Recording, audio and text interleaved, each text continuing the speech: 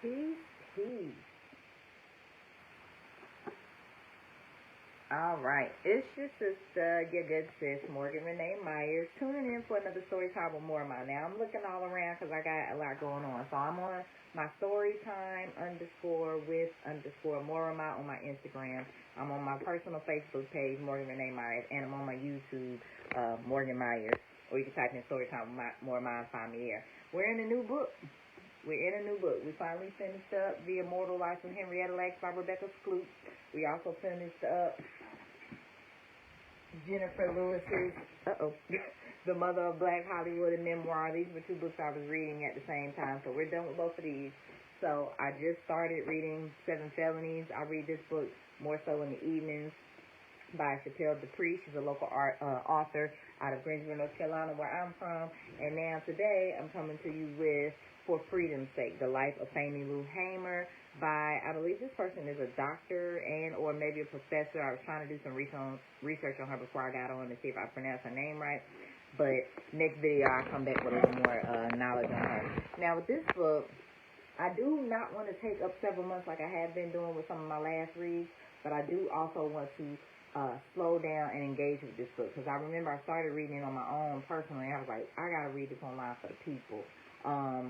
And it's one of those books that you kind of want to take your time with. And I want, now some people come on here, they just want to hear the book read flat out. Pay me. No. But this particular book, I personally, on my channel, like to give a little commentary. So I want a little engagement on this particular book. Most times I ignore people in the comments just so that I can read straight through. But this is one of the ones I kind of want to study along with you guys. So that'll be how my format of my page go. There'll be certain books where I'll talk more in between, and then there'll be some books that I just kind of read straight through. So again, I can't focus on all the cameras at the same time, so I'm gonna just try to read. And don't worry about me not looking at any particular camera indirect. Just read along for the story. So if you don't know anything about Fannie Lou Hamer, I'm not even gonna give you an intro. We're gonna learn about her together, okay? So this is called For Freedom's Sake, The Life of Fannie Lou Hamer by Chana Lee. This is the sister that wrote the book, a black woman. That is one of my themes on my channel, to read books by black authors. The last book was written by Rebecca Skloot, a white woman writing about a black woman's life, Henrietta Lacks. So she got passed. All right, let's get into it. In loving memory of Althea Martin and Malthias Alexander. So I do sometimes like to read a little bit of everything. The contents, the preface, the intro, acknowledgments. I'm going to skip her acknowledgments. I'm going to read her preface. But just the content, so we kind of get an understanding of what she might be delving into. So we got her preface acknowledgments, Chapter 1, Delta Daughter. Chapter 2, Black Woman Leader. Chapter 3, Winona. Chapter 4, Local Need and Electoral Politics. Chapter 5, The National Stage. Chapter 6, Returning Home. Chapter 7, The Mississippi Freedom Labor Union. Chapter 8, Poverty, Politics, and the Freedom Farm. And Chapter 9, Last Days. And then she has a conclusion, a movement, and a life, and then she has notes in her bibliography. So let's hop into this read. I'm really excited. So the preface to For Freedom's Sake, The Life of Fannie Lou Hamer. Shout out to my good brother, born king of Soul Society, that let me borrow this book and never got it back. We got to get into it. Maybe he can get it back after this. Preface. Biographies of the poor make generous offerings. They teach us just as much about the empowered as they do about the dispossessed and disenfranchised. Life histories of the privileged are rarely as kind. Invariably, a humbling possibility grabs our attention. On some abstract, symbolic level, oppressed individuals ultimately can so reclaim value and garner just reward from their historic battles against devaluation and exclusion. After all, it is what they have done and said during the fight that warrants our writing about them. In this sense and others, the meaning and consequences of a poor person's life stretch far beyond the scope of that life and far beyond the limits that others had set forth. It makes sense then that a poor woman's story, a poor black Southern woman's story, could speak so thoroughly to a central theme of American history, the fight for political and economic freedom. This is such a story. It is one account of the life and times of the civil rights activist Fannie Lou Hamer. It is at once the story of a major social protest movement and of a remarkably dedicated black woman from the Mississippi Delta. the last of 20 children born into a sharecropping family. My God, 20 children in one woman. Ooh, God bless her womb and her uterus. The last of 20 children born into a sharecropping family, Hamer drew strength and inspiration from poverty and racism and went on to become one of the most respected leaders of her day. Early influences on Hamer's character were everlasting. A bold and attentive mother shaped Hamer's understanding of race, class, work, and sex in the South. Through her mother's words and actions, Hamer came to appreciate the individual power that flowed from clever, self-affirming responses to injustice. Psychologically, she had to, for vulnerability was an onerous reality for black girls and women in the Jim Crow South. Unquestionably, Hamer's identity was also shaped by sexualized racial violence, her grandmother's rape, which Hamer learned of as a girl, and the involuntary sterilization and sexual molestation that Hamer experienced as an adult. Okay. These experiences took up meaningful space in her inner life. The agony and anger were constant. In addition, beginning as early as age 6, Hamer led a hard, uncertain existence as an exploited sharecropper.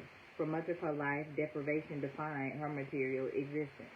The summer of 1962 marked her formal entry into the civil rights movement. And so I'll be taking notes as well because, like I said, I started reading this before. But there's some things I want to research or come back to. I'm going to start a Facebook group for Storytime with for people that want to engage more into the text. So summer of 1962 is when Fannie Lou entered civil rights.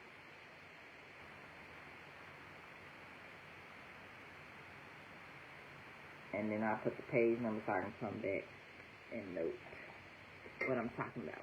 Okay, so the summer of 1962 marked her formal entry into the civil rights movement. Arrests, bombings, and job dismissals followed, but Hamer continued working as a field secretary with the Student Nonviolent Coordinating Committee, or SNCC, throughout the early 60s. She conducted door-to-door canvassing and taught citizenship classes throughout the rural South.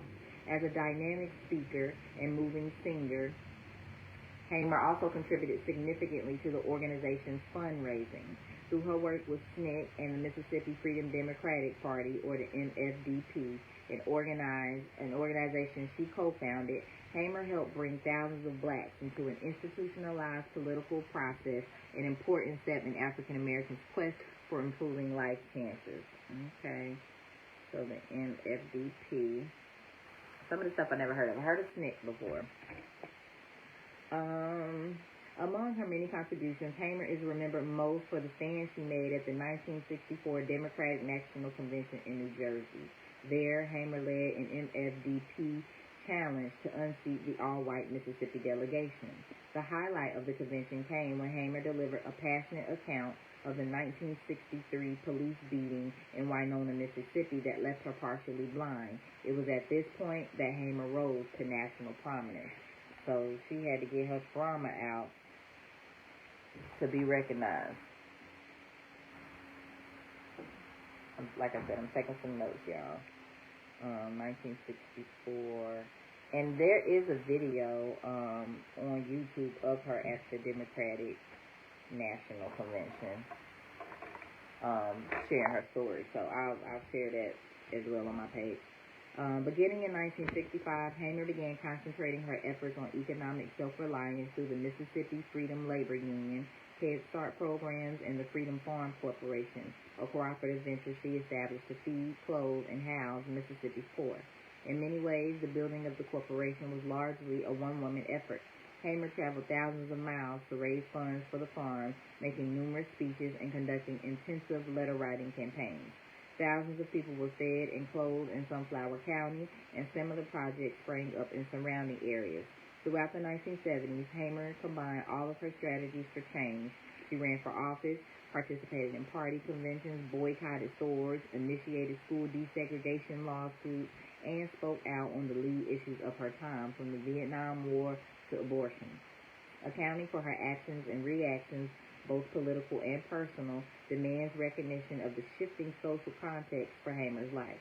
These contexts gained meaning from the general configuration of race, sex, and class hierarchies of Hamer's time and place, and from the relative positioning of Hamer in her various social settings. As a worker, Hamer spent most of her adult life as a destitute farmer charged with supervising others and keeping records for the plantation. In her marriage, Hamer was a take-charge woman who never allowed her civil rights activities to be circumscribed by the demands of family and marriage, a fact that she kept private, apparently because of her conflicting feelings concerning what participation in the movement meant for her marriage. In her public life, Hamer was the outspoken, indignant grassroots leader who was highly respected and sometimes even feared. Most people in the civil rights movement respected her leadership, largely because in her public persona, she was the quintessential victim of racism and poverty who chose to stand tall and unbroken in the face of ever-present defeat. Yet, it was this same position that was partly responsible for keeping her outside the circle of mainstream, middle-class, more respectable civil rights leaders, many of whom regarded her plain-spoken, abrasive manner as too much of an embarrassment in the real world of politics. Combined, these roles represented a curious sort of status for Hamer, the wife, mother, farm worker, and political activist. So they created a duality of being that, on one hand, allowed her much leverage and influence, but on the other hand, often left her angry, unfulfilled, wanting, and confused. As a plantation timekeeper, grassroots leader, and self-directed mother and wife, Hamer assumed positions that became their own sources of authority for her, sources that occasionally allowed her small doses of agency in her political and private worlds. Although personal tragedy and political disappointment were constant, Hamer's life is not a story of complete victimization or defeat. Neither is it an example of complete triumph over all odds. The impact of her experiences falls somewhere in between. Her civil rights struggles brought many rewards, but they also resulted in enormous personal pain, disappointment, and exhaustion. In the end, after movement activity had waned and the national attention had discovered a new focus, she was left virtually alone to assess the consequences of her sacrifices made in quest for freedom. This book is as much about the collective journey as about the personal cost. Hamer was just one of a number of black women leaders in the civil rights movement. Black women played pivotal roles in every significant stage of the movement. It was Daisy Bates who led the 1957 challenge to desegregate the all-white Central High School in Little Rock, Arkansas. Okay, Daisy Bates. Write you down, look you up. Septima Clark, a longtime educator.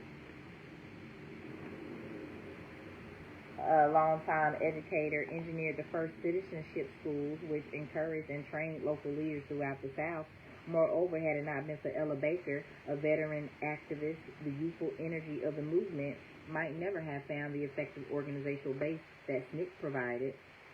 Black women afforded the civil rights movement a style of leadership that contributed greatly to its success, and it was the destitute sharecropper Fannie Lou Hamer who rose up and gave this style of leadership its broadest appeal. So, through her leadership, Fannie Lou Hamer represented a necessary left-wing tendency within civil rights movement. She functioned as both symbol and worker. She was truly one of those well-respected individuals in the movement who walked others through rough times by mere example and by actual hands-on help. To many, she was one of those mamas in the movement. According to Charles Sherrod, a SNCC member, the mamas were usually the militant women in the community, outspoken, understanding, and willing to catch hell, having already caught their share. This study is an effort to document the life experience of one of those women, a woman whose share of hell was undeniably convincing testament to the power of the human spirit. Well, all right. Let's get into this read. That was the preface. Hold on. Sorry, live stream. Let me move this keyboard. Okay, Ella Baker and SNCC. All right, I'm excited to get into this woman's life. So let's pause. That was a lot to grasp. So we know she's the youngest of 20 children. So sharecropping family, they're going to get into, her life story, so I won't get into it. But just the fact that this woman during the 60s is speaking out about injustice in the heart of Mississippi. And as they stated, something about because she was poor or lower class, her fight maybe wasn't necessarily on the level of how we hear about the Rosa Parks or the Martin Luther King or whatever. Although she was caught up in all of that, her story may not have gone as far because she wasn't middle class black, you know. So she had this southern drawl, she had this broken English, she has this, you know. So I think that's, let me see if I can find that part, because that part really stuck out to me.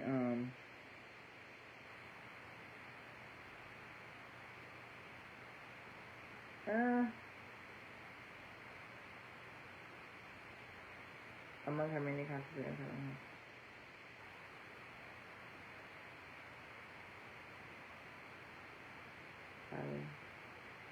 Okay, most people in the civil rights movement respected her leadership largely because most people in the civil rights movement respected her leadership largely because in her public persona she was the quintessential victim of racism and poverty who chose to stand tall and unbroken in the face of ever-present defeat.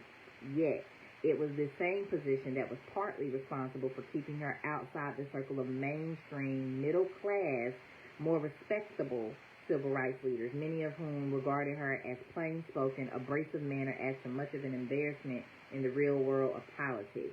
Like, I think that's interesting. She, too, was caught up in the same social dispositions, Jim Crow era, and because she is poor and black and broken English, she's not as heard or, you know, with the middle class. And so her life continues. She had a hard life. We're going to get into it. Just joining, how far into the book are you? Not far at all, sis. I was just reading the preface. Thank you for joining. And I do want this book to be more interactive and engagement. Most of my reads, I ignore y'all comments and just try to read through the book. But this is one I want to stop. I want to study. I want to take notes. So if that's not your vibe, don't tune into these lives for this book. So, yeah, we're about to get into the chapter. That was just the preface, the author kind of giving the importance of why a book like this is needed. So, for freedom's sake, I'm going to skip the acknowledgement. She's thanking a lot of people. Chapter 1, Delta's Order. Now, it's a little lengthy chapter, so I may not get through the whole thing, but we're going to do what we can. And I'll stop, and I'll put the page number that I stopped at. And all of this will be on mine, so I'm live on Instagram, Facebook, and my YouTube. But I'm also going to re-download the one that's on Facebook and put it on my YouTube because it's a better vision camera-wise, because I'm not looking in the one on YouTube at all, really. So let's get into it for freedom's sake. The Life of Fannie Lou Hamer by Chana Lee, a black woman. Chapter 1. It starts off with a little song or a little quote from Billie Holiday. I ain't good looking and my hair ain't curls. I ain't good looking and my hair ain't curls. But my mother give me something. It's gonna carry me through this world. Delta's Daughter.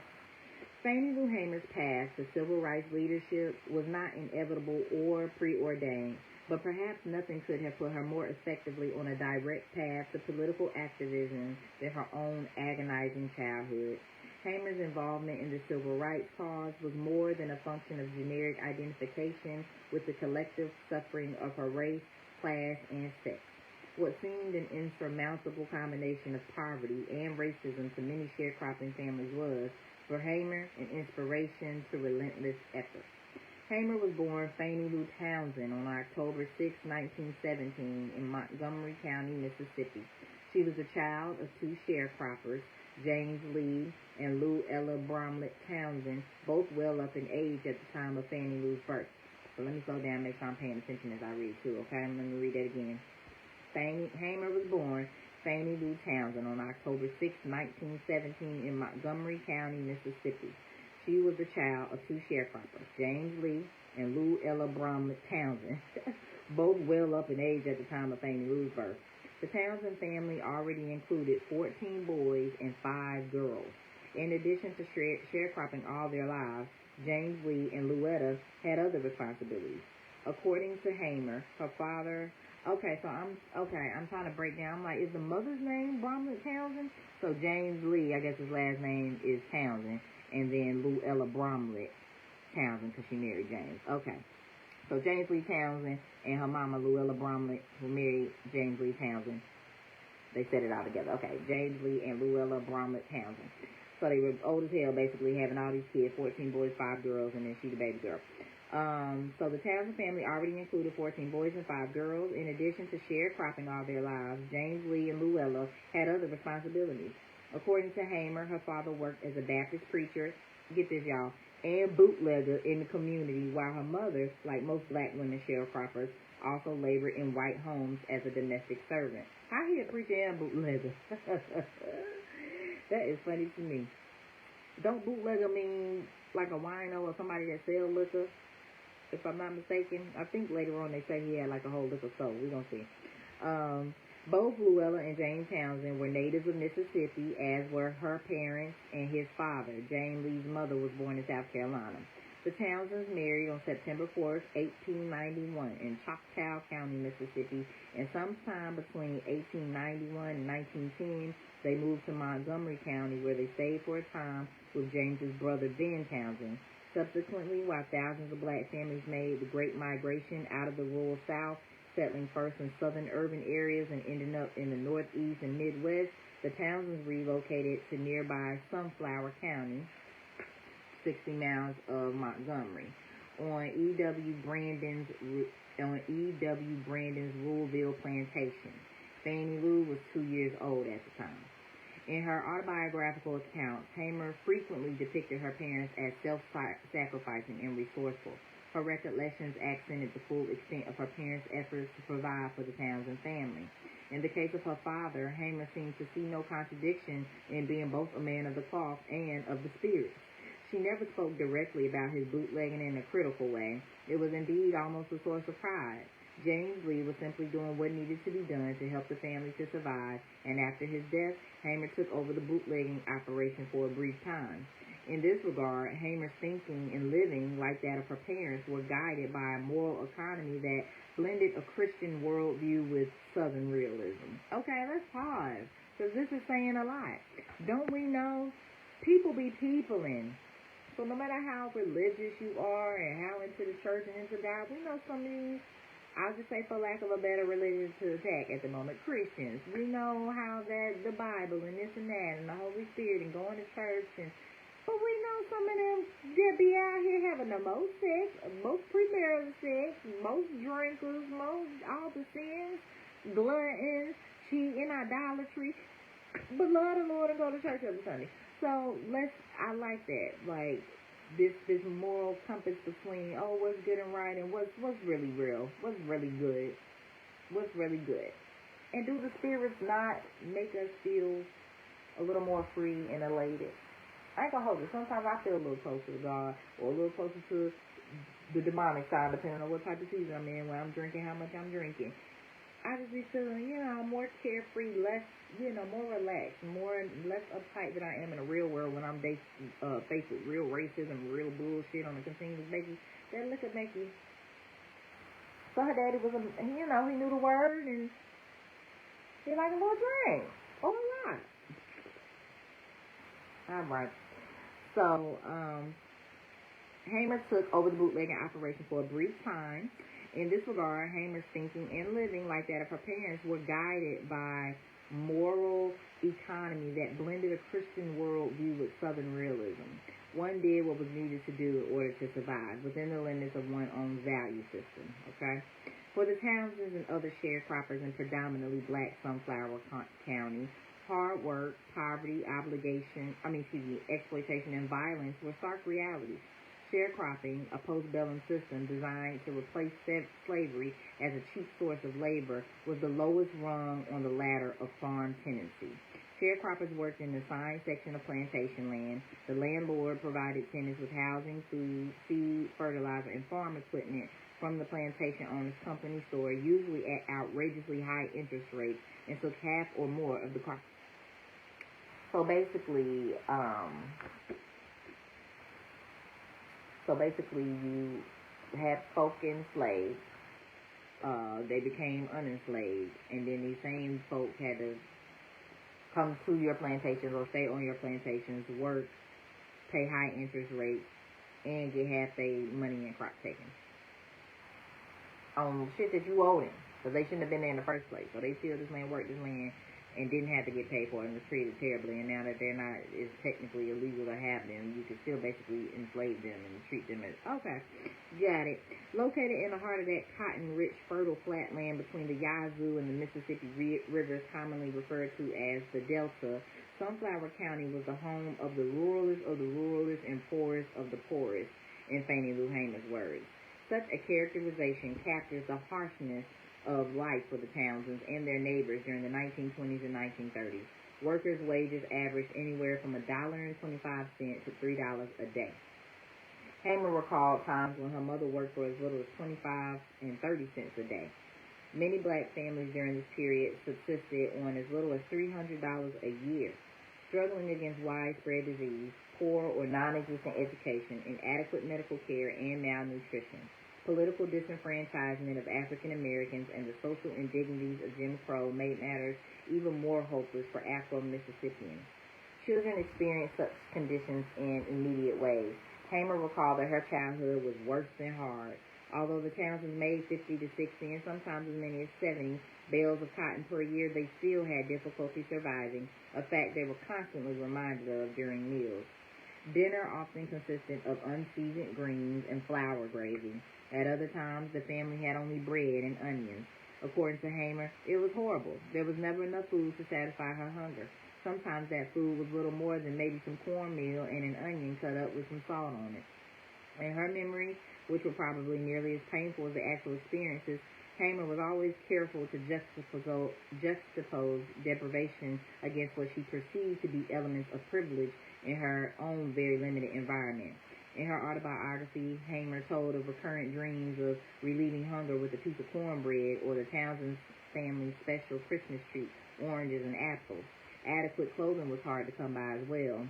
Hamer, who claimed that she was a big girl before she received her first pair of shoes, remembered that Mama tried to keep our feet warm by wrapping them in rags and tying them with string.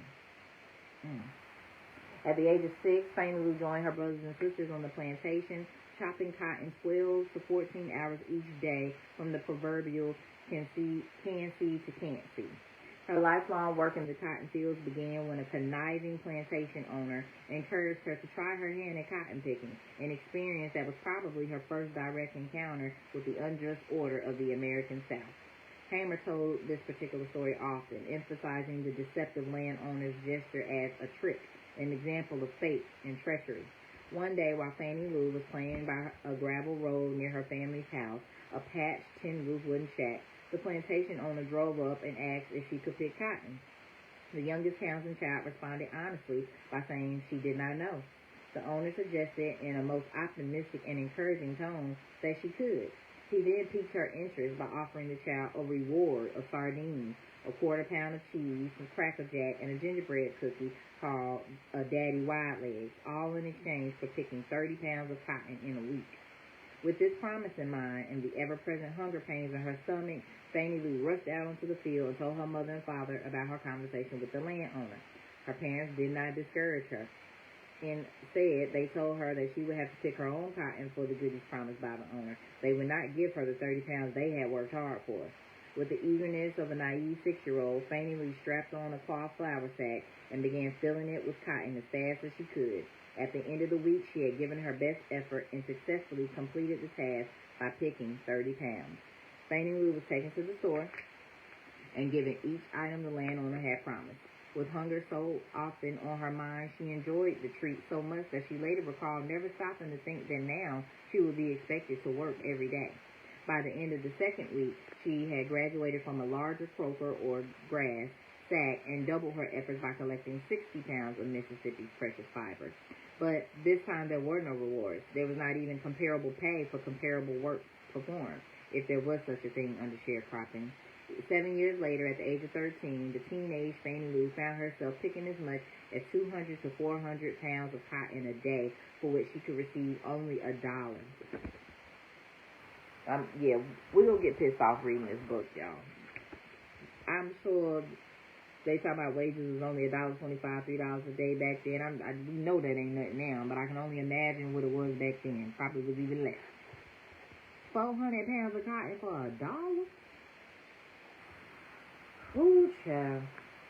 In 1968, before an astonished and admiring church congregation in Ohio, Fannie Lou Hamer sized up her cotton-picking prowess by remarking, "It had become an art." Like some of her peers, Hamer developed a love-hate relationship with the crop. Even though it came to symbolize her suffering, her individual yield was also a source of pride. It was not until she became an adult that Fannie Lou realized that she had been exploited. In a 1965 interview, she recalled of her initiation into field work. "So I picked the 30 pounds of cotton that week, but I found out what actually happened was he was trapping me into beginning the work I was to keep doing, and I never did get out his bed again." Hamer's experience with elements of tragedy, of superhuman strength and stamina, and of childhood and racial vulnerabilities occasioned by deprivation and longing. In her account, Hamer made little reference to less dramatic, more practical issues that might help explain why she entered the field so early, such as her family's need for additional labor. Nonetheless, this story has become a central feature of the Fannie Lou Hamer lore. It provides evidence that her childhood experiences and memories were central to her later political commitments. Hard work was becoming a constant in young Fannie Lou Townsend's life as she picked 200 to 300 pounds per day alongside family members. They all labored incessantly in the burning sun as the wealthy landowner watched from his porch in comfort. In recalling the increased work demanded during land clearing time, Hamer often described cutting stalks like men. Just before beginning her stint as a field worker, Fannie Lou had a frightening bout with polio, which left her with a limp that plagued her for the rest of her life. A limp that did not, however, keep her from the fields. Physically challenged or not, Fannie Lou kept returning to the fields, tagging along with her parents and siblings, dragging behind her a cloth bag nearly as large as she was. For the Townsend family, life was not always a cycle of work and starvation. When there was recreation or rest time, the family usually spent it roasting peanuts and laughing at their father's jokes to the point of pain. When bedtime rolled around, the family crawled into beds that rattled like flaps of paper because they were made of dried grass and corn shucks. Because of the long, hard hours that Fannie Lou Townsend spent in the field, she generally attended school after the harvest was completed, which meant that her schooling in a one-room shack on the plantation lasted only 4 months out of the year, December through March. The black school year was 3 months shorter than the average school year for whites. Such inequalities were to persist for decades in Mississippi, another factor in the emergence of Fannie Lou Hamer as a political activist. Because the Townsend children never had adequate clothing or shoes, the inclement weather that typically occurred during these months became yet another obstacle to receive a decent education. As if seasonal labor and bad weather were not enough, schools for young black Mississippians were segregated and woefully underfunded. The black educational experience was a cruel joke. During Fannie Lou's school age years, approximately 1924 to 1930, so 6 years, school expenditure per black child averaged a little less than 20% of that for each white child in the state. Depending on the size of a county's black population, sometimes disbursements for black students were as low as 3% of white expenditures. This was the case in DeSoto County. These statistics are even more appalling when we consider the fact that these same black children constituted well over 50% of the state's school-age population, because we have more babies in there, I'm sure. What is more, a deluge of racist propaganda in school textbooks dampened the black educational experience. As a third grader, Fannie Lou had more than one encounter with the Sambo-type character, Epaminondas, a little black boy whose stupidity, hold on, let me write that down, I had highlighted that so I could look him up, because I don't think I had heard of the Sambo character named that. Okay, so Fannie Lou had more than one encounter with the Sambo-type character, Epaminondas, a little black boy whose stupidity transcended the boundaries of human imagination and brought constant shame and danger to the adult members of his family, particularly his mother and grandmother. When Fannie Lou did attend school, it was often a rewarding experience. One of her favorite teachers, Thornton Lane, made it so. Lane was a black man noted for such comical idiosyncrasies as putting his shoes on the wrong feet whenever the heels worn down, so as to, as he put it, let the heels straighten out. For the most part, Fannie Lou loved school, and it showed in her performance. She gradually developed a reputation as a skilled speller, winning a number of spelling bees. She also drew much praise from the adults in her community for her ability to recite poetry. In this regard, she heeded her mother's words of wisdom. Learn to read, because when you read, you know, and you can help yourself and others. However, economic pressures forced Fannie Lou to leave school for good at the age of 12. Later, she joined the Strangers Home Baptist Church, where she continued developing her reading skills through Bible study, a road to literacy taken by a great many slaves and ex-slaves. As a child, Fannie Lou enjoyed making her people proud and happy, and she was anything but bashful. Family members would sometimes stand her on the table, and she would break into her rendition of "This Little Light of Mine," a song for which she became famous during her years in the Civil Rights Movement. It bothered her to let others down, and so she always tried to do something for people. This concern for other people's misery and discontent also found a place in her adult character. It was these same qualities, along with Hamer's Christian background, that inspired her to perform service for others in her later years through civil rights activities and personal sacrifice. But Fannie Lou was not always everybody's little darling. Okay? In fact, she earned a reputation among her family members for being quite mischievous. Her older sister, Laura Ratliff, later attributed this fact to her sister's birth position or her parents' relative old age. Because Fannie Lou was the spoiled youngest child of middle-aged parents, she got away with outrageous, annoying behavior. In an interview, Ratliff cited one particular incident to prove her point. One day, Fannie Lou was at home with Laura, who was responsible for making the meals and taking them to family members in the field. While watching her big sister prepare the food, Fannie Lou decided that she was going to help. After ignoring Laura's order not to bother a newly purchased 25-pound bag of rice, Fannie Lou grabbed a small bucket, filled it to the top with water and rice, and put it on the stove to cook, or to watch the water boil, as Ratliff later recalled. As Fannie Lou stood there and watched the bucket boil over, Laura resolved that she was not about to clean it up. She was sick of her little sister's unruly ways. When their father entered the house, he cried, Laura, what's all this water doing on the floor?" Without hesitation, Laura replied, "Papa, I told Fannie Lou to leave it alone." When Mr. Townsend turned toward Fannie Lou, she immediately made for the door and ran out to the cotton field. As she ran down one row, her father gave chase in the row beside her, trying to cut her off. Just as he would nearly catch up with her and attempted to cross over to her row, Fannie Lou would change direction and head back the other way. This went on for a while before Papa Townsend caught her and started back toward the house with her in his arms. As he was approaching the house, he screamed to his wife, "Ella, bring me that shotgun, 'cause I'm going to kill this son of a bitch." Luella immediately intervened and demanded that her husband not touch her youngest child. In reflection on this incident, Laura Ratliff noted, "And that's how it was most of the time. Papa would want to whip Fannie Lou because she was just too bad, but Mama wouldn't let anyone touch her. When Fannie Lou wanted a piggyback ride, Luella would demand that other children give her one, even if they weighed much less than Fannie Lou, as was the case with Laura.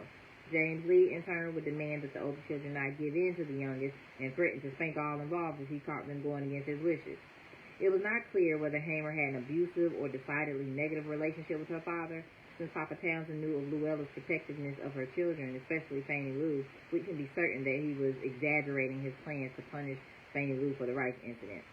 However, even when we consider the prominent place held by profanity in a Southern discourse, the language he used is still abusive and threatening in any context, especially when directed at a child by his parent. "Yeah, I'm going to kill the son of a bitch." Yeah, that is definitely abusive. Like, what?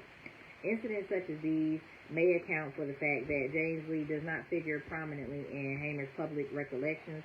James Lee, the fair-minded disciplinarian, did not hold the same place in Hamer's heart as Luella, the overly protective, self-sacrificing mother. The overwhelming influence of Mother Townsend overshadowed other adults' influences, and no other grown-ups loomed as large in Fannie Lou's heart and mind. In addition, the profound impact of Luella's slow, tragic death only magnified her influence in Hamer's memory. Hamer left us few memories of her father and many of her mother. Yeah, her daddy was abusive. She probably just didn't want to out him and talk bad about him, or when people get boundaries or understand who people are, just do away with him in her mind. Why bring him up if he a non-factor? Her mother was enough, and that's probably what she ran with. Fannie Lou was born to a woman of legendary courage and astounding resourcefulness. What Luella Townsend lacked in material necessities, she compensated for with strength and character and ingenuity. Luella was young Fannie's main inspiration. She nurtured her daughter with determination and faith, and her affirming influence provided her child a special weapon in the battle against self-hatred and shame. While Hamer underwent extensive formal training during her days in the Civil Rights Movement, Her development as a leader began some 40 years earlier as she picked cotton in the fields of Sunflower County under the watchful eye of her mother. Like her own children, Luella Townsend grew up in a dehumanizing social environment. She was born of slave parents from Mississippi. Her mother, Liza Bromlett, spoke often about the horrors of slavery, and the Townsend children listened closely when Luella passed these remembrances down. Fannie Lou remembered names and other details about Liza Bromlett's life, but she had little appreciation for the significance of such experiences until she grew older. Hamer recalled of her grandmother, she was a slave, and she used to tell us how she was first a Goldber and then a Bromlett. I didn't know what to make of that as a child. Luella was born into a huge family that included 23 children. Golly. So 20 of Luella's siblings were the offspring of violence, the products of rape. Luella, wow, that's deep. Let's sit there for a second. We're talking about Fannie Lou Hamer's mother. Her mother, Luella, was born into a huge family that included 23 children. 20 of Luella's siblings were the offspring of violence, the products of rape. Luella was one of the only 3 children in the family whose father was not a white man who had forced himself on Liza Bromlett. Reputedly, the father of the 3 was a black man with whom Liza had a consensual relationship. According to Laura Ratliff, their grandmother spoke often to the girls about how the white folks would do her and explaining how they sure done Grandma bad. Laura recalled that this man would keep her as long as he wanted to, and then he would trade her off for a little heifer calf. Then the other man would get her and keep her as long as he wanted. She was steady having babies, and trade her off for a little sow pig. Fannie Lou Hamer referred often to this aspect of her family history, speaking from her own informed position. At the NAACP Legal Defense Fund Institute in 1971, she proclaimed of her grandmother's treatment, "It's been a special plight for the black woman," finding equal parts humor and hypocrisy in the hysteria of anti-miscegenations. She noted that it tickled her to hear others sound the alarm about racial integration. She had good reason to ridicule such fears. She said, "I'm very black, but I remember some of my uncles and some of my aunts was as white as anybody in here, and blue-eyed, and some kind of green-eyed, and my grandfather didn't do it, you know. So what folks is fighting at this point is what they started." In her remarks, Hamer alluded to what the historian Neil McMillan refers to as Jim Crow's most vexatious problems.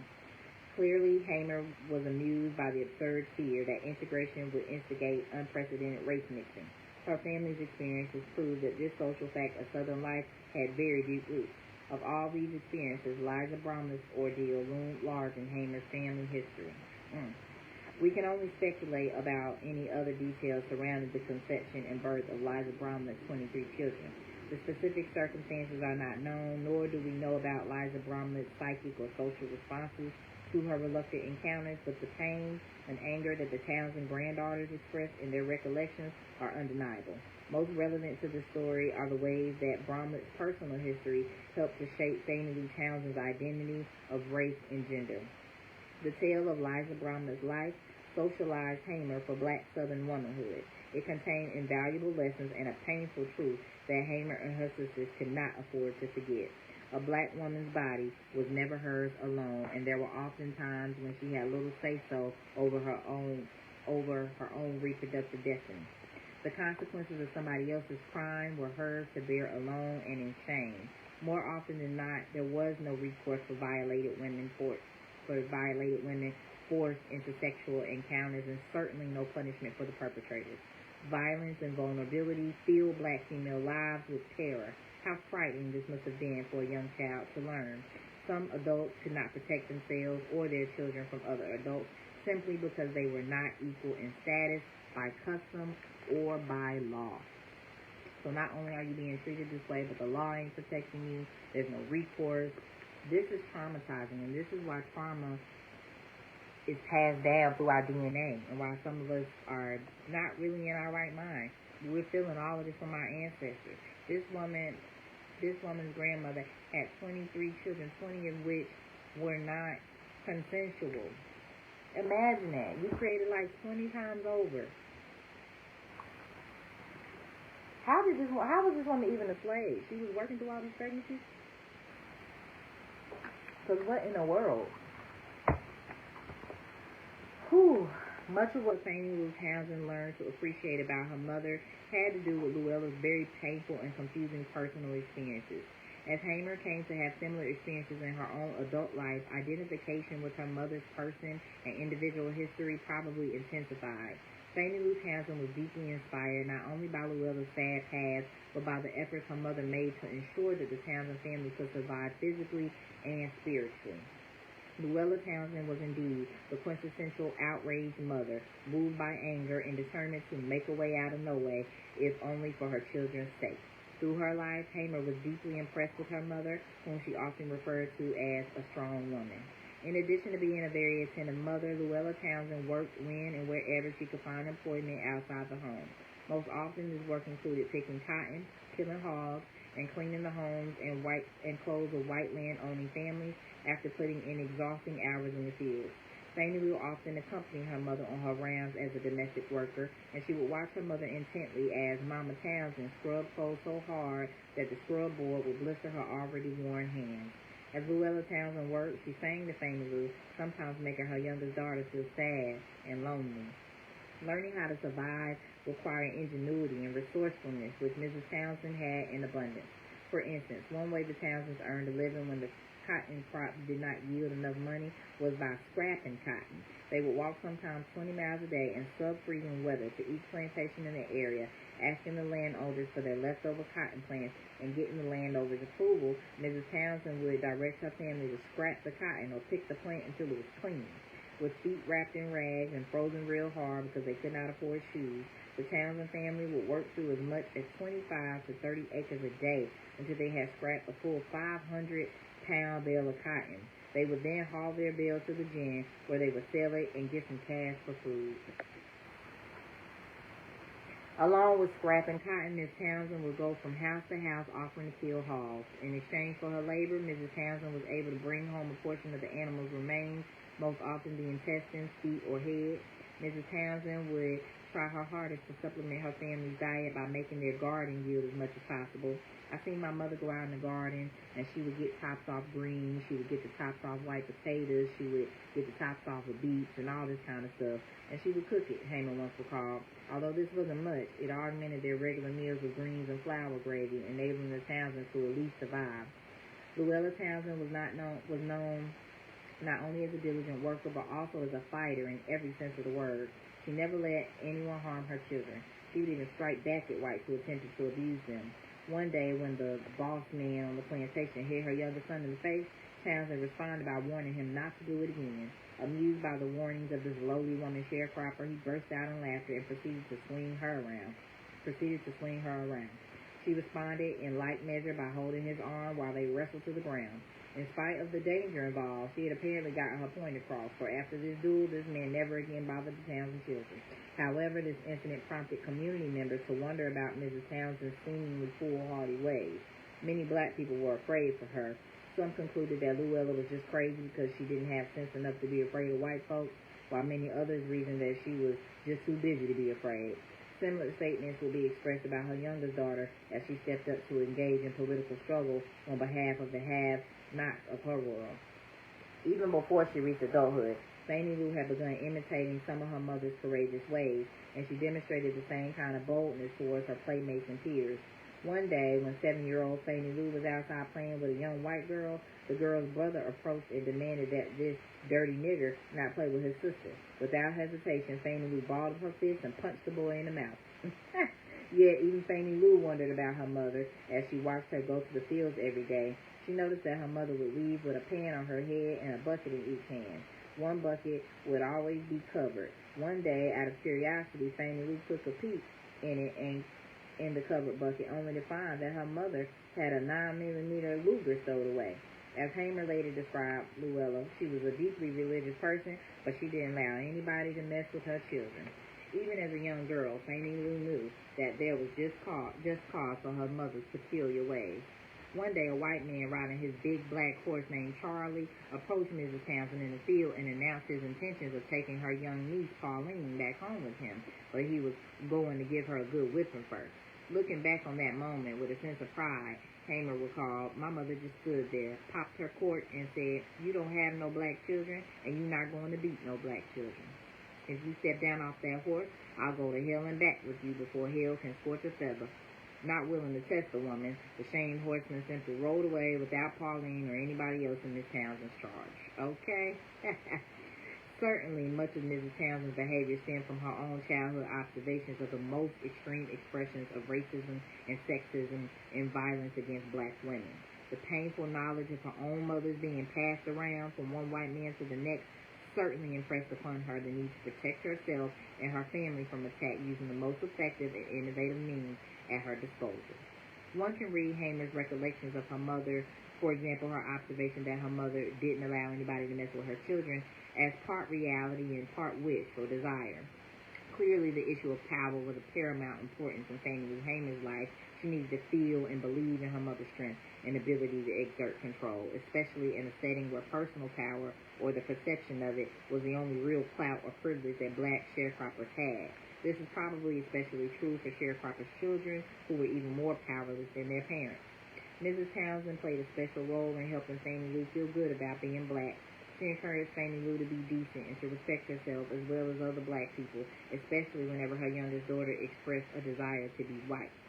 By the time she was 10, Fannie Lou had concluded that whites were the people who appeared to suffer least in society, and they also seemed to have everything that she did not, and for this reason she wanted to be white. For the youngest Townsend, there was a direct link between race and access to resources. Just as whites seemed to have everything, blacks had little of anything, despite their hard labor. Fannie Lou noticed that the people that wasn't working, which was the white folks, they had food and they had clothes and everything. She had difficulty locating the fairness in this reality. After all, she worked every day, hard work, and never did have food. As both protest and plea for perspective, she asked her mother why I wasn't white so that we could have some food. Luella admonished her youngest to never speak that way again. Don't feel like that. We're not bad because we're black people. Luella Townsend reinforced her wisdom soon afterward by making Fannie Lou the first and only child in the community to own a black doll. Upon giving her the gift, she advised Fannie Lou that she might not understand the importance of the gesture at her young age, but that someday it would have meaning for her. Whether Fannie Lou understood immediately was immaterial. She needed to begin practicing and living self-respect as soon as possible in her life. I want you to respect yourself as a black child, and as you get older, you respect yourself as a black woman.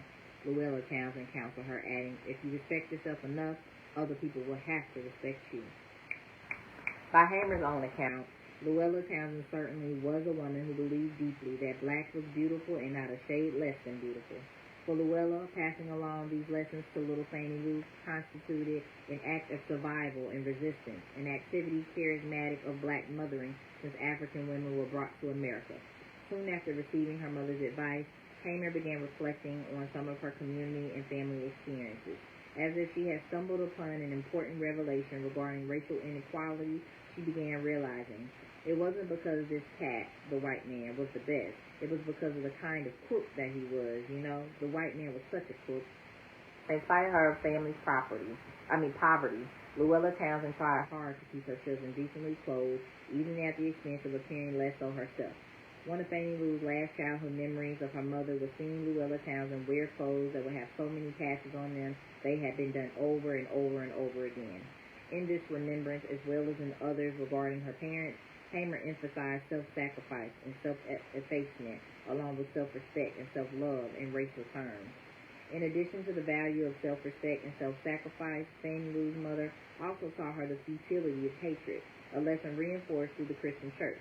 During the Civil Rights Movement, Hamer drew on one particular lesson whenever called upon to explain her position on black separatism or her reaction toward the violent ways of white supremacists.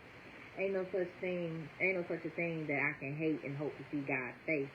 This and other Christian beliefs were reinforced by her father, a deeply religious man who was also the town's bootlegger, liquor store runner.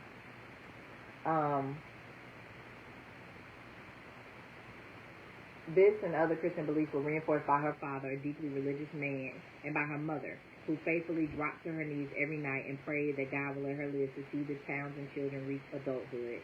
One of the few fears that Luella had was the possibility of having to leave her children to be cared for by others. Although Hamer does not mention it in Recollections of Her Mother, it seems reasonable to suggest that Luella Townsend was also fearful of simply losing another child. Census records for 1900 reveal that the Townsends had 4 children by that year, but that Luella Townsend had given birth to 6 by the age of 24, 2 of whom died. While many children during this period may have lost far more than while many women during this period may have lost far more than 2 children, losing even one had a lasting impact. Another way Mrs. Townsend, so let me pause right there. So, the reason why I choose some of the books that I read, for freedom's sake, about Fannie Lou Hamer, The Immortal Life of Henrietta Lacks, talking about how this woman sells, her story of being married to her cousin, having 4 or 5 kids, having syphilis, HPV, having this cancer that ran rampant. She ended up dying because she couldn't basically use the bathroom, and all that toxicity backed up from not being able to release. And then they keeping her sales and using it in science. Her family not getting money. All of these stories that I bring up is not to rehash trauma, but to get to the understanding of why we as black people are in the state that we are in today. And also so that we cannot forget, the 60s is not too far gone. We're in 2024. 1960, my mother was born in the 60s. She's 57. So within the last 50, 60, 70, 80, 100 years, we're still just coming up out of enslavement, sharecropping, Jim Crow era. Now we have more rights and freedom, and that's why I think it's important to do some of these reads, because now I feel like some of us have lost our damn minds. We got all this freedom, and look at where we put some of our focus and energy and the things we're focused on and doing with our body.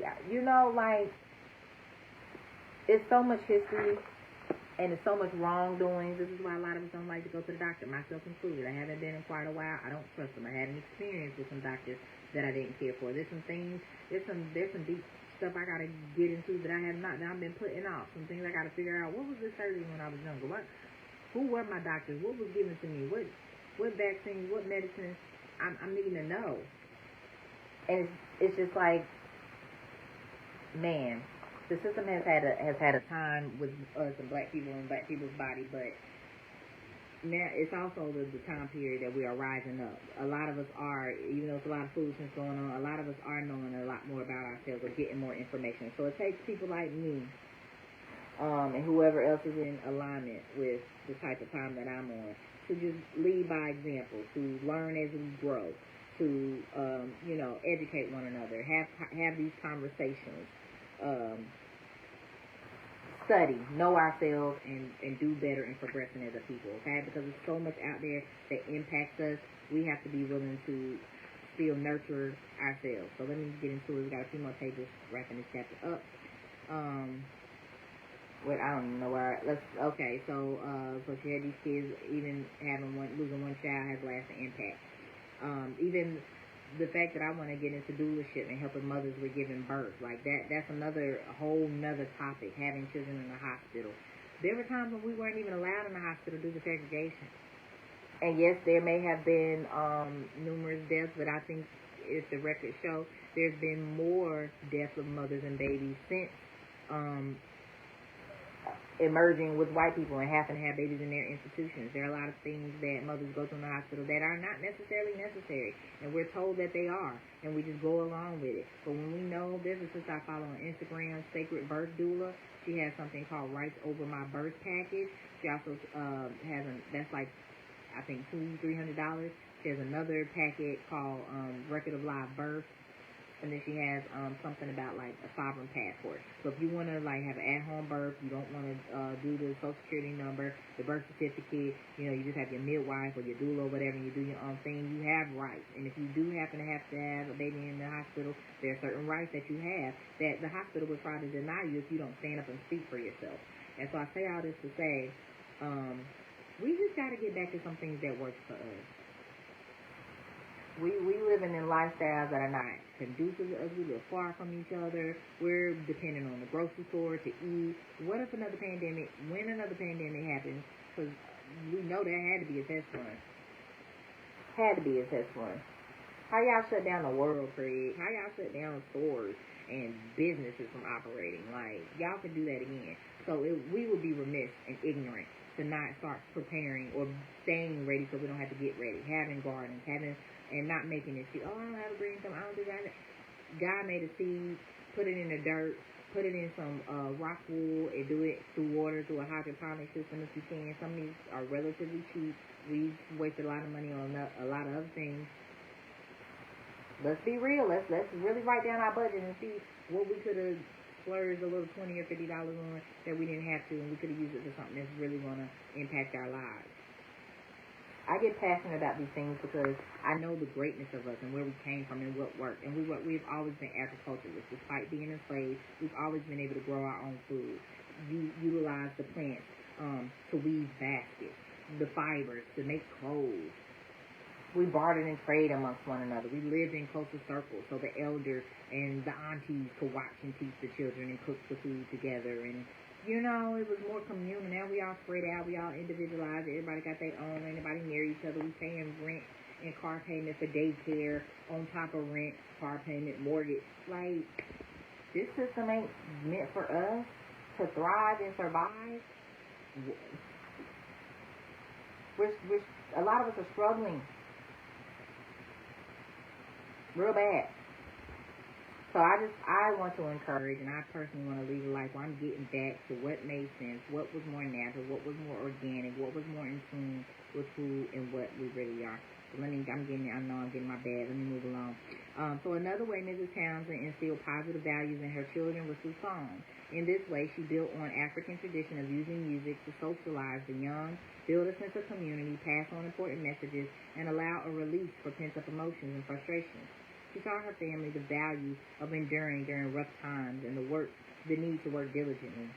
As she worked the fields as a young child, Hamer noticed that her mother would express herself and other people would express themselves by singing some of the songs and looked like we could work harder. As a leader of the civil rights movement, Hamer also used songs to teach and inspire, which helped make her a charismatic leader and a dynamic mobilizing force for the movement. So that's who we are. That's the African way. Song, dance, beats, music, soul, energy. That's why we could be at a gathering and be getting to it.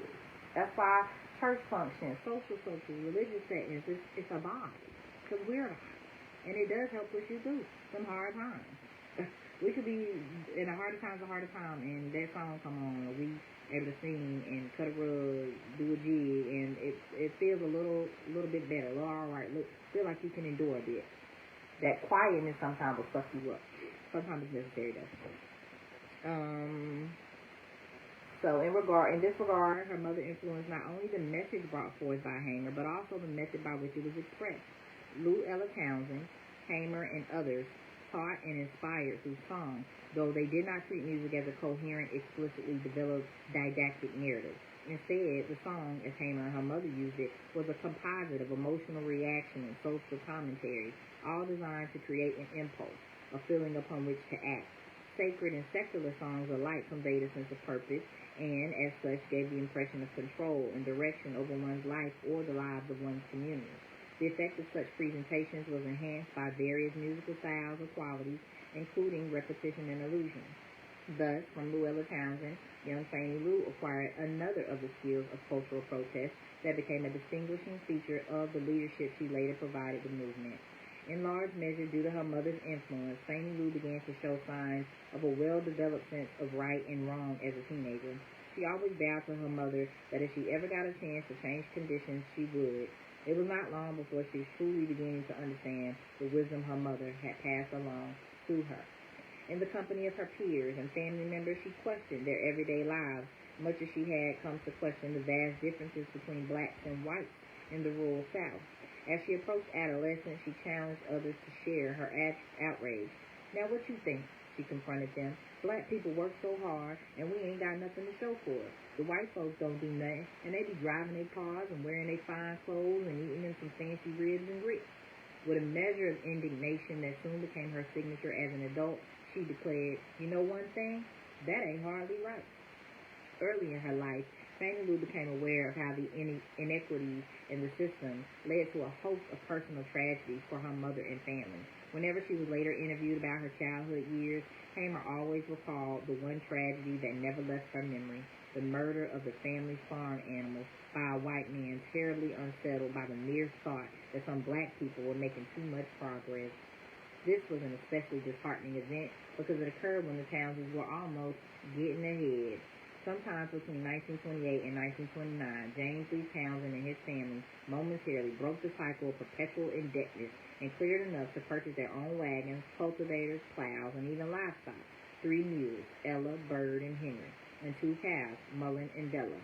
In fact, conditions had improved so rapidly that the head of the household even bought a car, made arrangements to rent some land, and started making improvements on the family home. For most farming families, sharecropping was not a static condition. Along with indebtedness, geographic and economic mobility were also characteristic features of sharecropping in the South. The average sharecropper moved more frequently from plantation to plantation, from owner to owner, and from one rung of the agricultural ladder to another. In this regard, the Townsend family was typical of most tenant families. Evidence of the Townsends' upward mobility was no secret to the members of the community, including its white members. Late one evening, a white man sneaked up to their animal trough and poured into the stock feed a gallon of poison known as Paris Green, a bright green insecticide containing arsenic. The Townsends were staying away that night in temporary housing because they had not yet completed repairs to their permanent residence. When the family members arrived at the scene, they found one mule already dead and the other 2 mules and cows with swollen stomachs and no chance for survival. Soon after, remaining animals died. The poisoning dashed any hopes the family had of achieving self-sufficiency. Enraged, James Lee Townsend turned to thoughts of immediate retribution. I would be willing to just join hands with any man that would do anything that dirty and just shoot it out with him, he said. The tragedy was especially painful for 12-year-old Fannie Lou. One of her favorite cows, Della, was among the animals killed. Della was a favorite, in part, because the Townsend children loved to quench their thirst and hunger by taking turns sucking milk from her teat. Life became increasingly difficult after this tragedy.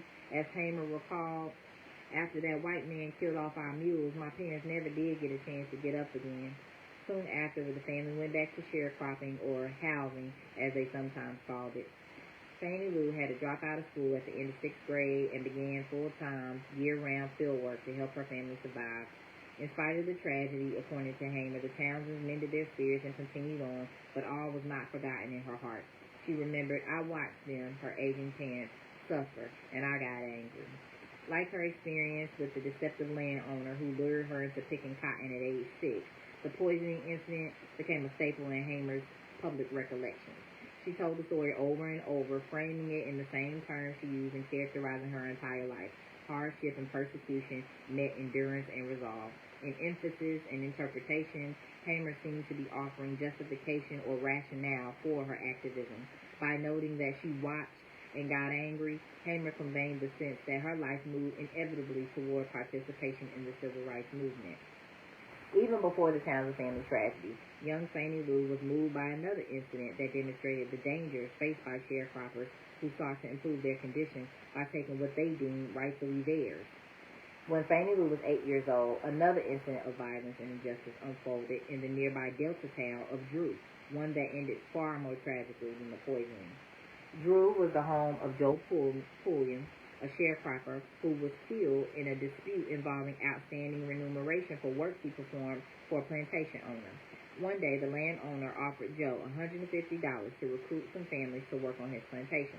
Pulliam agreed, took the money, and decided instead to use it to fix up his house and acquire whatever else he needed since the owner had never paid him for his previous work. As Joe saw it, the money was not for work yet to be completed, but for work already performed in the field.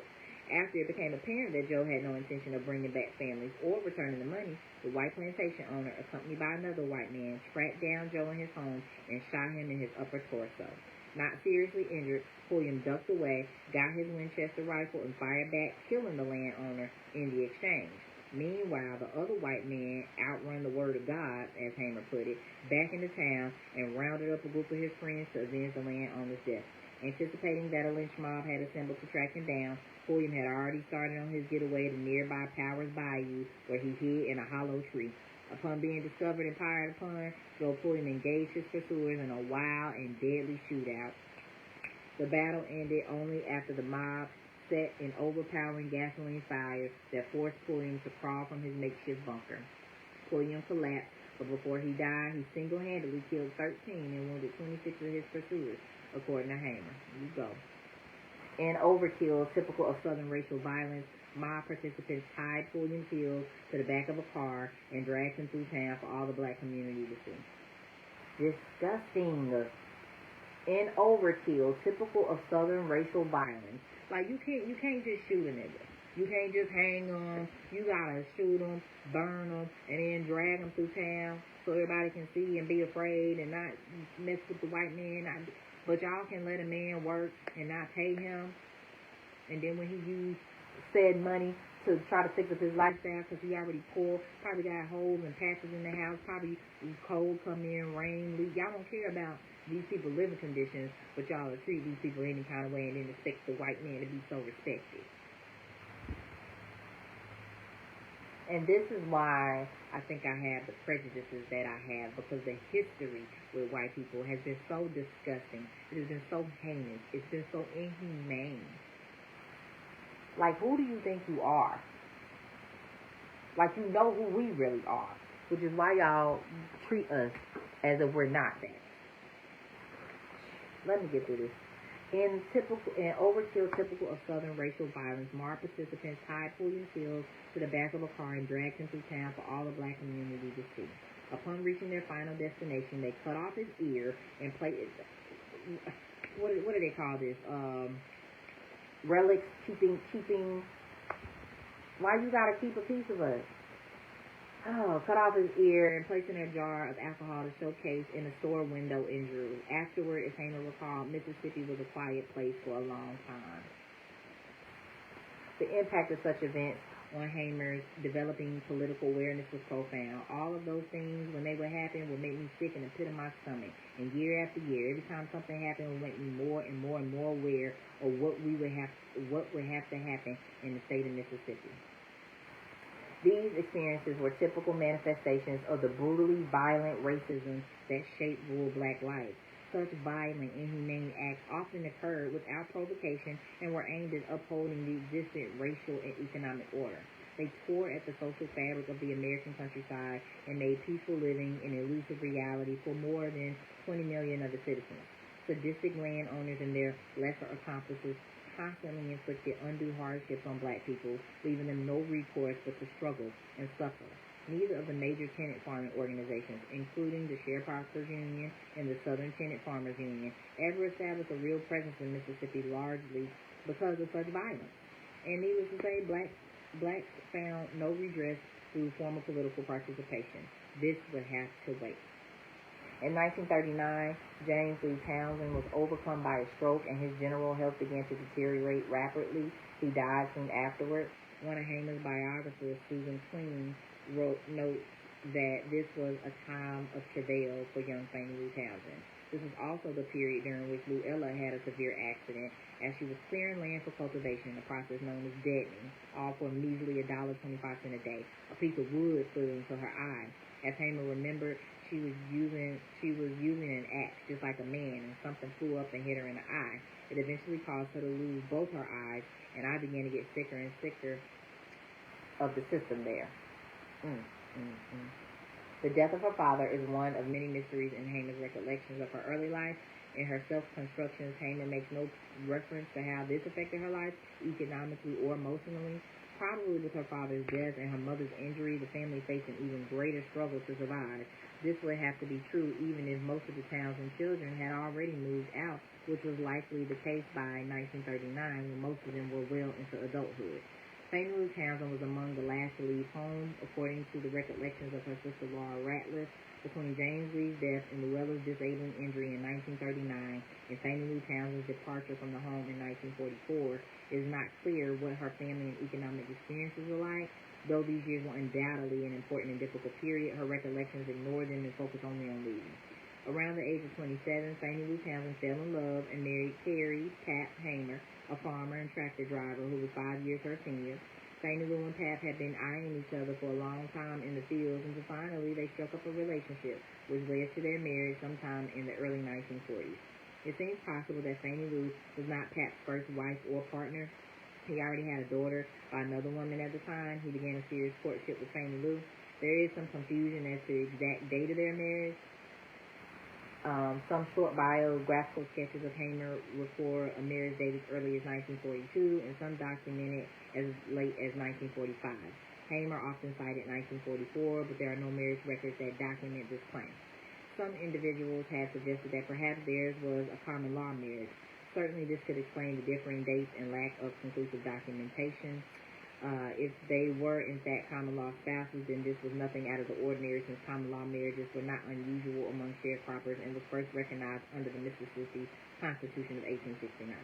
After getting married, Fannie Lou moved on to W.D. Marlowe's plantation in Louisville, where Pat had worked for 12 years, and the couple farmed the land together. During this time, she also took up the duty of timekeeper, which involved maintaining records on working hours, the number of bales picked by each field hand, and the amount of pay due each person. If Hamer found spare time, generally it was consumed by domestic chores in the owner's house. To make ends meet, especially during the winter, the Hamers ran her late father's juke joint, from which they sold bootleg liquor. They also fished, and Pat hunted rabbits and squirrels to supplement the couple's regular meals, but despite all their efforts, they remained poor. Hamer worked at least 3 different jobs as an adult, and 2 of them were especially important in helping her establish an important community presence. In addition to farming and domestic work, she worked for a time as an insurance saleswoman. She was handicapped for this job because of her ability to handle numbers, and because it was known that she was handpicked, not handicapped. She was handpicked for this job because of her ability to handle numbers, and because it was known that she was a recognized leader among her people. She had earned this reputation by being a fair timekeeper who often jeopardized her own relationship to the boss in her secret efforts to ensure fair returns for other sharecroppers. And looking back on this period of her life during her civil rights years, Hamer identified some of her actions as acts of resistance, an interpretation that clearly resonated well with the immediate historical moment of protest movement. If her timekeeper experiences counted for something, then she had a long background in civil rights, a background that included daily acts of resistance dating back to the 1940s. As a timekeeper, Hamer worked nearest the scales where cotton was weighed, and she recorded the weight and dollar amounts that defined everyone's livelihood. While doing so, she observed how the owner used deliberate miscalculations and various devices to cheat sharecroppers who came to settle up at the end of the season. Of all the field workers, undoubtedly she was best positioned to intercede on behalf of others, within reason, of course, given her own tenuous position. Eventually, she grew disturbed as she watched the owner beating people like that, and decided on a plan literally to restore the balance. It was an effort to rebel, as she later described her actions. She began taking her own weighted instrument to the cotton field, and whenever the landowner was not looking or had left the field momentarily, she added her own counterbalance to the scale so that workers got their fair share. She recalled, so I would take my piece to the field and use mine until I would see him coming, because his was loaded, and I know it was beating people like that. In her mind, she acted in defiance. In doing so, instinct and creativity served her well. I didn't know what to do, and all I could do was rebel in the way only I could rebel, she once told an interviewer. Fannie Lou Hamer once described the home she lived in with Pat as pretty decent. They had running water indoors, though not hot water, a bathtub, and an inside toilet, though it never flushed, so they still use an outhouse. This outhouse became a constant reminder of the indignities blacks faced, especially after Hamer discovered that the Marlowe family dog, Old Honey, had his own bathroom indoors. One day, while cleaning the bathrooms in the Maglow's big house, Hamer was interrupted by Marlowe's daughter, who told her, "You don't have to clean this one too good. It's just Old Honey." Soon afterward, Hamer discovered that Old Honey was a dog. As in her childhood, Fannie Lou Hamer did not have much social or recreational time. When she did engage in non-work-related activities, they usually involved some type of church function or going fishing with Pap. Curiously, Fannie Lou Hamer also loved to go to the drugstore and pick up detective stories about the FBI and the Justice Department. It is not clear which stories Hamer is referring to in her memoirs. What seems significant about this memory is the point at which she revealed it in August 1968 during an interview about her general movement activities. By 1968, Hamer already had a relationship with the FBI. The Bureau had her under surveillance as early as 1964 Democratic National Convention, if not sooner. Hamer knew about the agency's interest in her activism as well as that of many other political activists. and she became a very vocal critic of the agency, as were many Mississippi activists who felt the FBI did not protect them. Did the huge place and importance of the agency in Hamer's political thinking intrude on her memories of detective stories that actually may have been more general in nature? Remembering stories specifically about the FBI may be a case of Hamer's reading back a history to herself. The coincidence of her interest in the FBI some years before her life of activism stands out against other rather uneventful memories from the first few decades of her married life. Her fondness for reading is not an issue here, since throughout her personal papers there are notes in her handwriting concerning books she read during her movement years. These were mostly history books used by teachers during the 1964 Mississippi Freedom Summer Project. Let me look that up because I remember that. Mississippi Freedom Summer Project. Such as the Lerone Bennett Jr.'s Before the Mayflower. Write that down too. Lerone Bennett Jr. Before the Mayflower. Fannie Lou Hamer may also have read to others, most notably her mother. In 1951, Lou Ella, now in her 80s, her sight almost completely gone, moved in with Fannie Lou and Pap.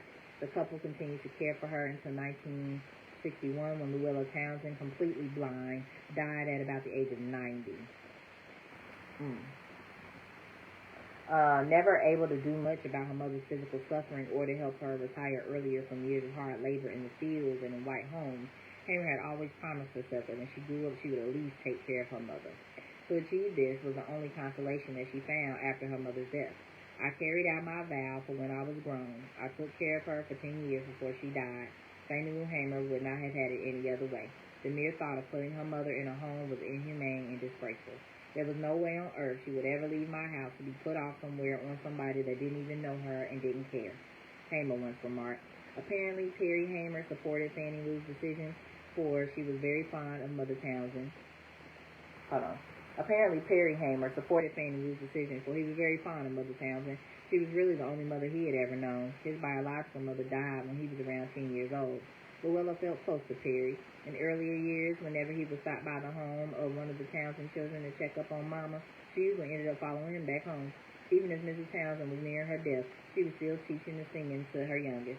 Fannie Lou recalled going to bed at night listening to songs that were really sank down in me, powerful message songs like, I would not be a white man, I'll tell you the reason why, I'm afraid my Lord might recall me, and I wouldn't be ready to die.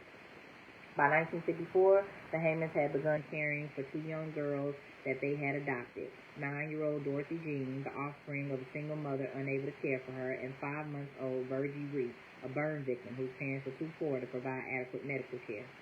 Not long after Luella Townsend's death, tragedy struck Fannie Lou Hamer.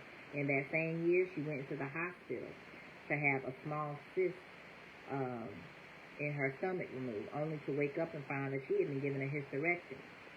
This is another area of life about which Hamer gives us very few details. In her autobiography, she does not mention this incident at all. Whenever Hamer discussed the event, it was in the context of her public statements against the sterilization of poor women in the South during the 1960s. Motherhood and fertility may have been difficult topics in general for Hamer. Questions remain about her reproductive history prior to 1961. Was she ever pregnant? Did the Hamers attempt to have children between 1944 and 1961? In movement circles, right, because it said that in 1954 they began caring for two girls. So yeah, what happened before then that they even adopted? Could they not have kids or what? Was she ever pregnant? Did they attempt to have children? In movement circles, rumors abound that Hamer had miscarried once or twice during her earlier years. One Hamer biographer, Kay Mills, asserts that Hamer had 2 pregnancies that ended in stillbirth. Perhaps Hamer used her rarely told experience of sterilization to turn attention, hers and ours, away from her earlier attempts to make a family. Maybe Pap experienced sterility himself before her own tragic experience.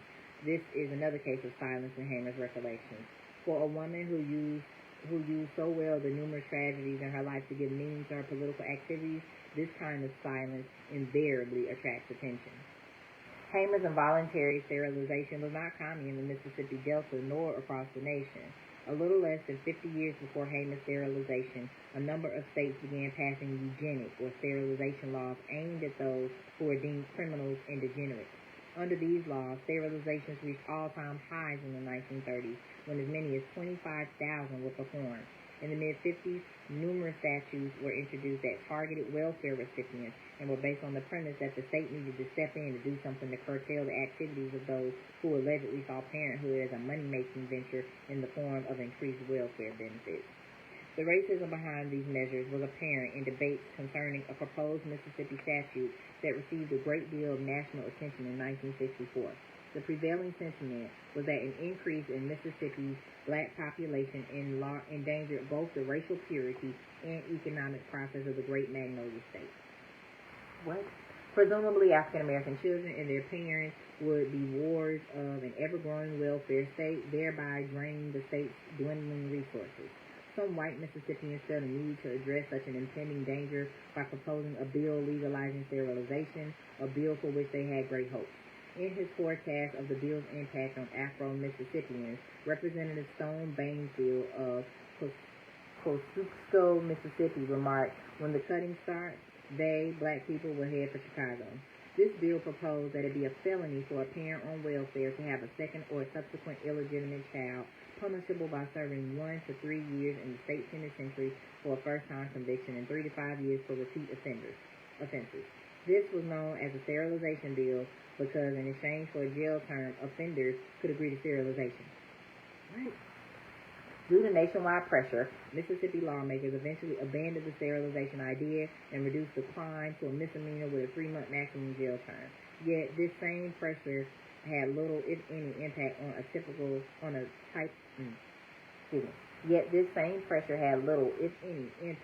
the type of legal sterilization that Hamer fell victim to and spoke out against. After the hysterectomy, Fannie Lou Hamer went back to the field. She continued to speculate that, hard as we have to work for nothing, there must be some way we can change things. There must be something else. She kept hoping and praying, and finally, during the summer of 1962, Hamer seized an opportunity to make change. This was the year the Student Nonviolent Coordinating Committee, or SNCC, descended on Ruleville. Y'all, so that's the end of Chapter 1. We read the preface in Chapter 1. A little lengthy, but it was a lot of facts and pre-story that we need to know about this woman's life. So thank y'all for tuning in again. I was looking everywhere because I'm recording on 3 devices. I'm on storytime_with_more on my own Instagram, Morgan Renee Myers on Facebook, and on my YouTube, Morgan Myers. I appreciate all of y'all for tuning in. Drop any comments, share the video. Like I said, I'm going to start a Facebook group for those of us that want to engage deeper. I'm going to be asking some topic questions from things that I'm reading in these readings. So these are important topics that need to be addressed so that we don't forget and remember who we are, where we came from, and where we're going. And for those that are not black and don't identify as African American, so that you too can learn either of your ignorances or some of your ancestors. What's the word I'm trying to use? Just how, if you're non-black, you're white, how some of your ancestors have affected such a whole race of people to this day. So thank y'all again for tuning in to For Freedom's Sake, and be on the lookout for my evening readings of 7 Felonies, One Woman's Journey of Poor Choices by Chappelle Dupree. Thank y'all so much, and I'll tune in with y'all again real soon. Y'all have a great day.